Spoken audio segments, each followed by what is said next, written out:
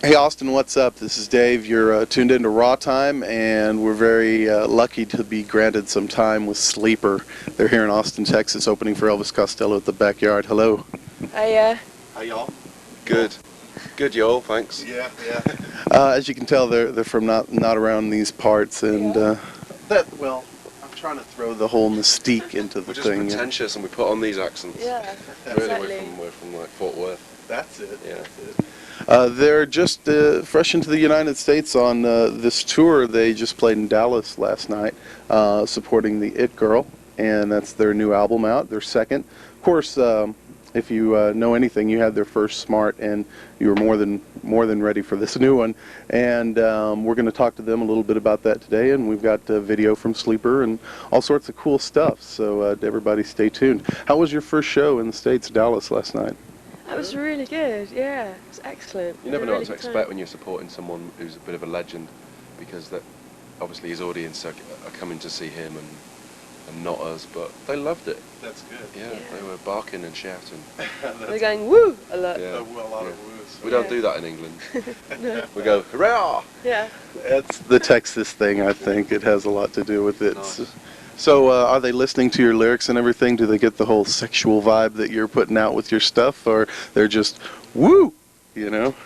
They're just woo. Yeah, that's what I'm thinking. I I don't- think there was two blokes in the front row picking up on your sexual vibe.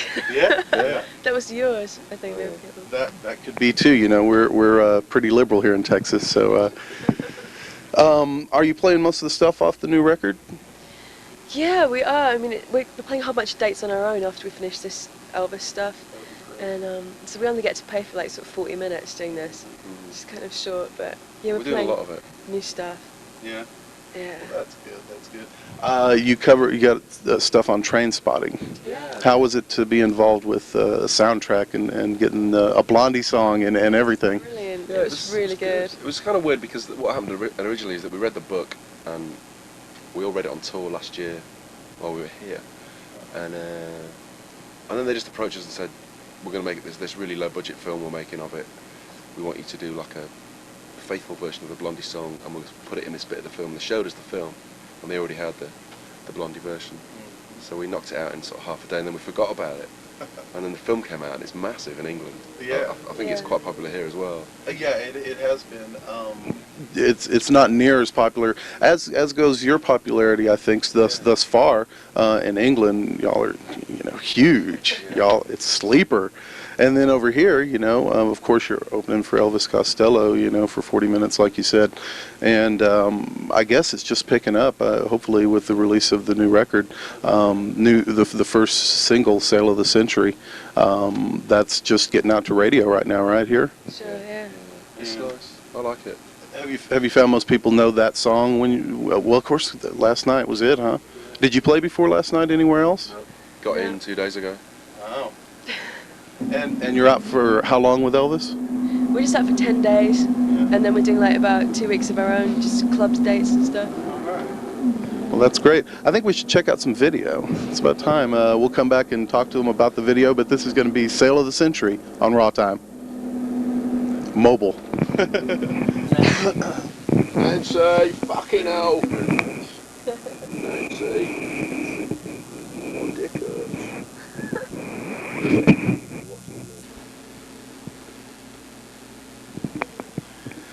Hey, you're watching Raw Time, and we're feeling pretty wet right now. That was Sleeper, Sale of the Century, and we're lucky enough to be here with them in the dressing room at the Backyard in Austin, Texas. So hope you enjoy what you're seeing, and we're going to spend some more time with them talking about the new record, The It Girl.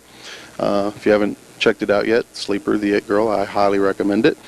I don't know, is Statuesque maybe going to be the next single over here? I heard in overseas, that's what's going on, right? We don't know really. It's going to be a single in Britain, but we haven't quite decided about here yet. Which one to do next. That's cool. I like Nice Guy Eddie, and we're going to talk about that here in just a second. But Sale of the Century, what the heck is that song about? It's about starting to go out with someone. When you first really, really fancy them, and you're desperate to get off of them. Okay. Yeah. At the very beginning. Very beginning. Yeah. Okay, that makes sense. How was it shooting the video for that? It looked like y'all all got pretty wet out there. Really, really, really fucking cold. Oh, yeah? It's horrible. We were in the water for like 4 hours. You were. I was. Yeah. Yeah, I was I was in sitting for there like going. 30 seconds. It was great. Yes. But it was Terrible. warm water though. You always It go on about wasn't how hard warm. it was. It was warm. We had it heated for you, especially at a massive It's a expense. lie. And every interview you do, you go on about putting a tank of frozen water with ice cubes and icebergs floating past you. It's just not the case, is it? So was it in the water that you were cold, or just when you came out of the water and you were wet? It was just when you come out because it was cold and there's like in a big old hangar. Yeah. So when you get wet clothes on it, so.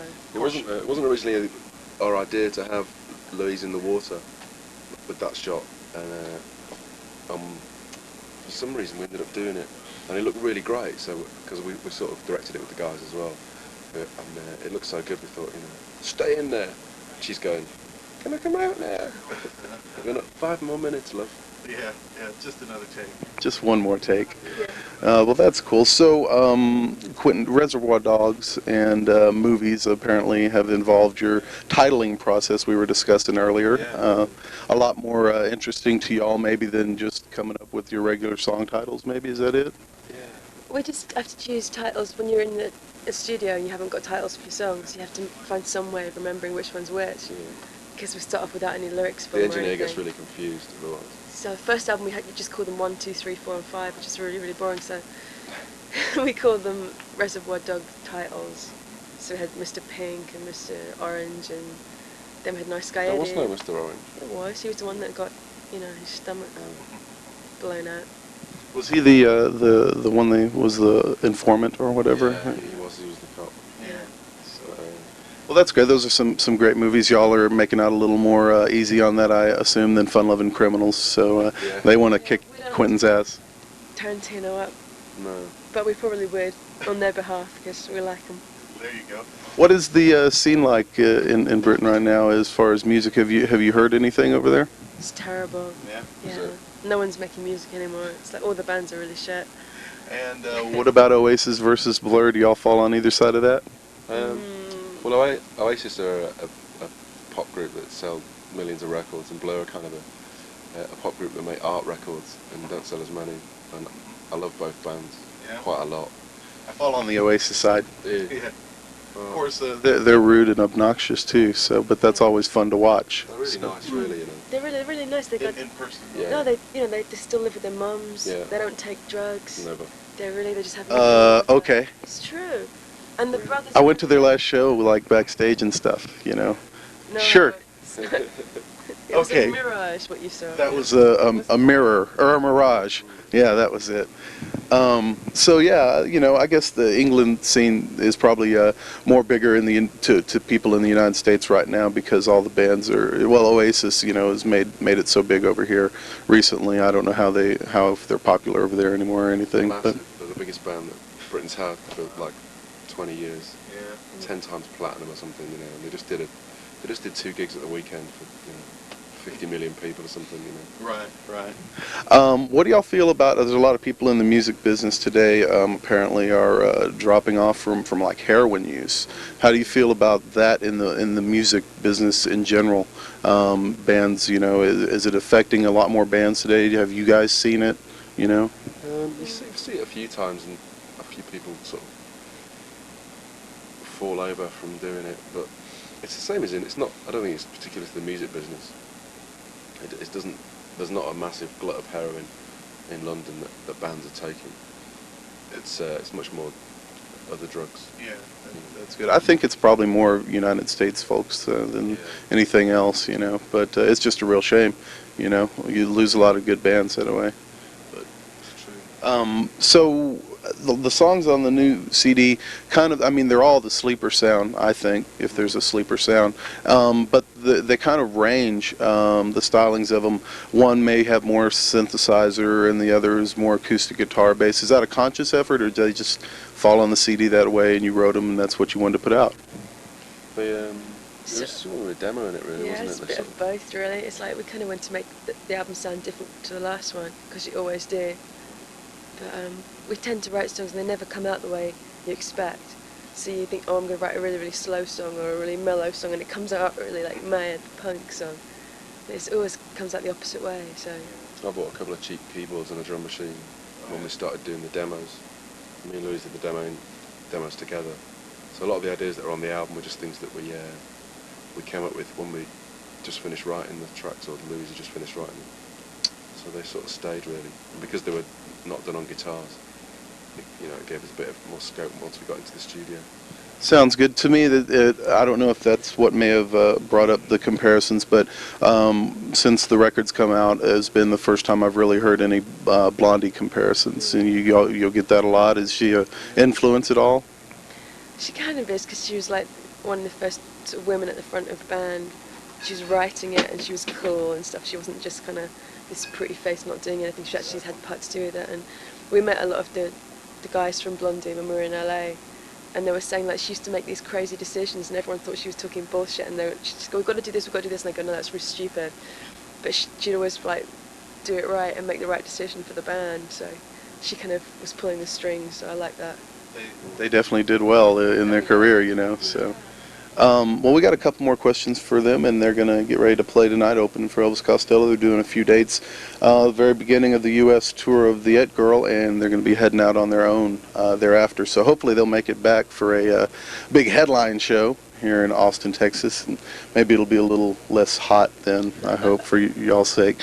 What do you feel about the Horde tour? Has just recently come through, and they kind of have a blanket policy of people recording the shows, not necessarily video, but taking in their audio cassettes, and there's been a big circle of people trading stuff, and how do y'all feel about that? Do you think it takes away from maybe sales at all, or do you think if someone's going to have that, they're already going to have bought the real deal anyway? And I think if it gets people into music, because they're taping it and playing the tapes between each other, they want to go out and buy the album as well. Yeah, we don't care. Record companies make the bulk of money from bands at this level, not the bands. So the more people that get into it, the better. Yeah. That's true. Well, that's good. And the internet was the final thing I wanted to ask you about. You have several home pages on the internet. I'm on the Sleeper mailing list. I think there's almost 100 of us now. And every day, something about Sleeper. They're coming to my town. They just played here. And it's all across the world. Have you all been into any of that and looked at it? John, our guitarist, He's recently obsessed. become really obsessed. Proper addict now. But Sort of unplug him from it, to get him on stage. I've never seen it though. I've never seen it either. It's really nice. You can click on stuff and get pictures of the band in concert. You can hear your singles live on the computer over the telephone line.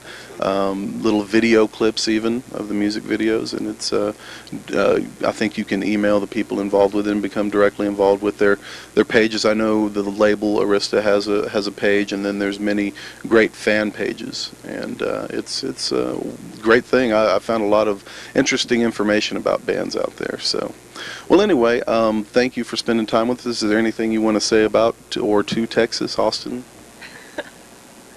Why is it so bloody hot in your country? That's the one. That's what I was expecting. Well, thank y'all very much. And you've been watching Sleeper on Raw Time. I'm Dave. Y'all keep watching. Okay, and I just wanted to do a couple spots again, if you don't mind. No problem. And here you go. Thank you. Okay, fine. I'll pass it over to you. I always need to shoot something. Shoot yourself. That's what it is. The first one, I guess, is just introducing yourself and watching Raw Time. Okay. And the second one would be the same thing, except add, now check out some of our video or one of our videos or something like that. But the first one, we'll just stop after that. Alright. Okay. Hello, I'm Louise, And I'm Andy, we're from Sleeper. and you're watching Raw Time. Cool. And then the next one is for the same kind of deal, except now here's one of our videos. We'll use it with anything, so it doesn't have to be for sale Okay. in the century. And when you're ready. Hello, I'm Louise, And I'm Andy. and we're from Sleeper. And here's one of our videos. You're going to check it out. You're going to chuck up, did you say? Chuck up, that's what I said. With Raw Time, same thing, but with Raw Oh yeah. Okay. Damn it. Sorry. Damn it. Sorry, it was so good. Okay. We keep getting this wrong, so we have to do it again. But I'm Louise. This is going to be it this time. I'm Andy. We're from Sleeper. Hooray! And you're going to check out one of our videos on raw time. Cheers. Beauty.